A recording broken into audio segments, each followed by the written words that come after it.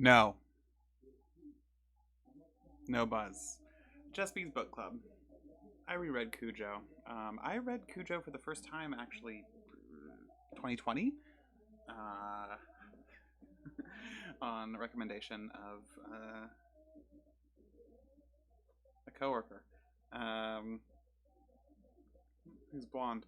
Um, this is gonna be short, I think. Cujo fucking goes. Cujo's a really good book. A thing I did not remember from when I read it recently is that it starts this way. It starts with I just once upon a time, which that's the language of fairy tales, which is not a language that King is unfamiliar with, but is a very specific choice because I don't think he's ever opened anything with Once Upon a Time before.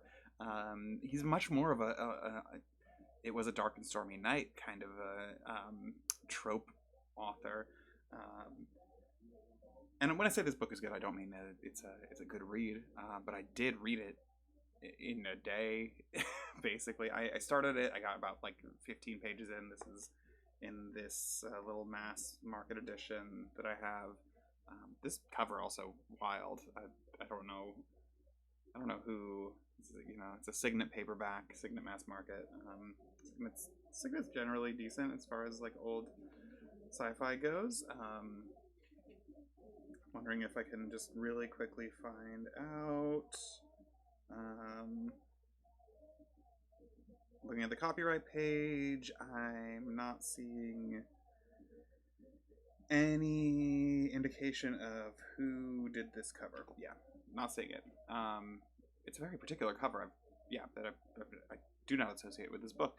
Cujo is the Stephen King book about you know a dog with rabies. It's a pretty decent film. Also, that's not true. It's a pretty bad film. It is a film directed by Jan de Bont.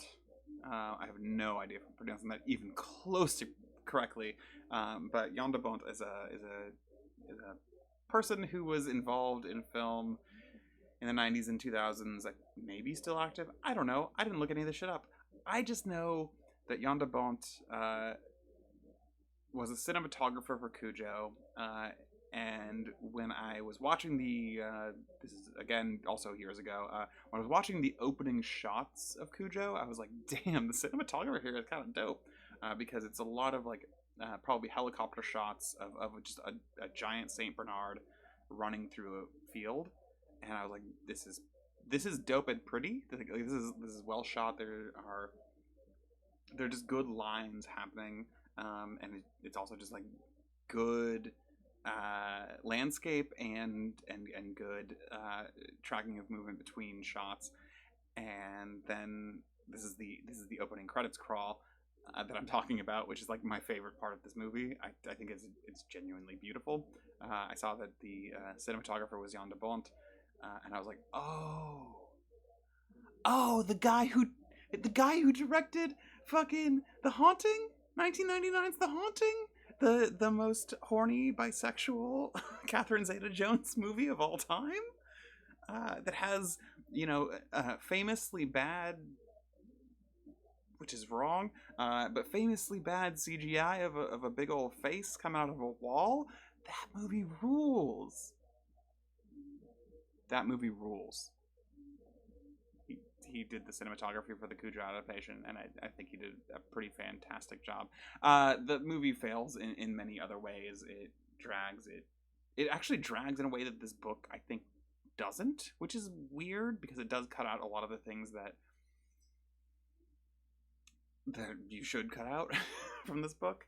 But I'm in 1981 Stephen King at this point. I cannot believe that I haven't said this already, but listened listen to Range Touch. Listen to Just King Things. Turn this fucking video off. Go listen to Just King Things. They have so many interesting things to say about Stephen King in publication order. Stop it. This is just Bees Book Club anyway. There's no bees. Anyway, I came away from Cujo being like, yo, I read this, 2.5 years ago, 3 years ago. I thought it was very good.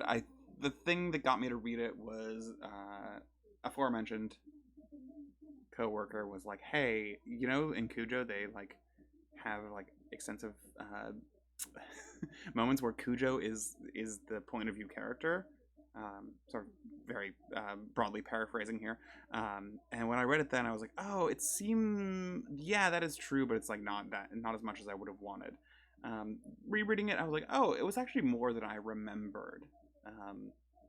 There's a lot of Cujo having feelings about the world, having feelings about what he's going through, describing his own sort of a fall as it happens, his own descent into being a rabid dog versus a very lovely dog. That is devastating. I think genuinely. Oh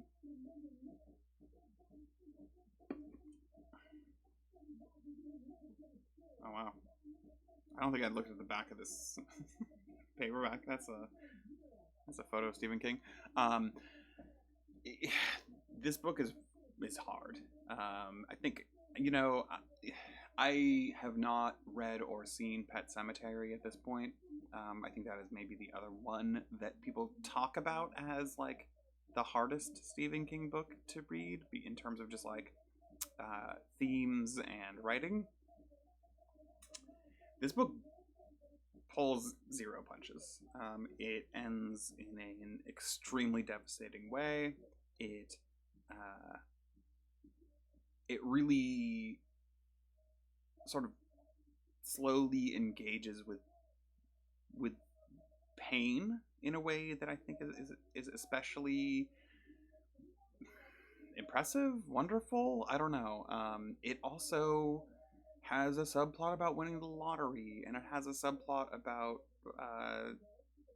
maybe King's most reprehensible human being that I've read so far.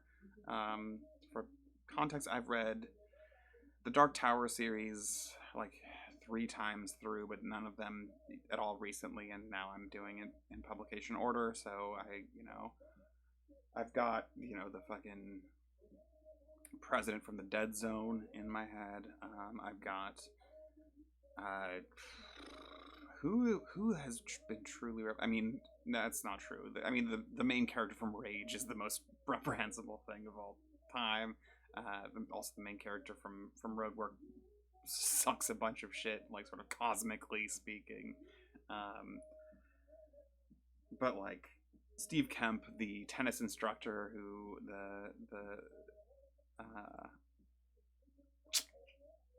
it's been a few days since I read this. I'm gonna be honest. The sort of main character, I guess one could say. The main character's wife, I guess you could also say.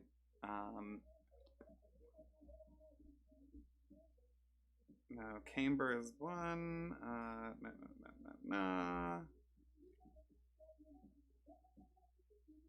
We go Vic's wife. Shit. Because Charity is the other. I've recently been thinking about referring to myself as Charity as in some instances.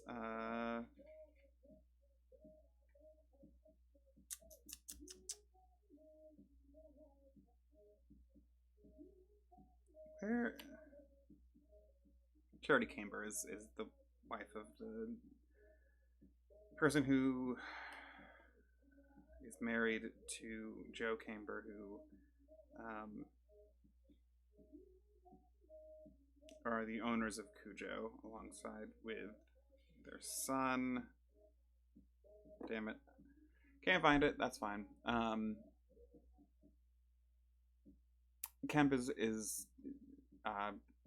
engaged in an affair with the sort of main dude who's like an advertiser and for fucking the sharp cereal professor. That's a whole fucking thing. He is described very much like Stephen King, and he is among. I also read The Stand. That's probably the most obvious one, right? That I just didn't fucking think of until right now. This is post Randall Flagg. I think Steve Kemp might be the most reprehensible person, even with that context. Um, for reasons that I frankly don't want to get into, because I read this book in like a day and I think it's really good. Thanks for not watching.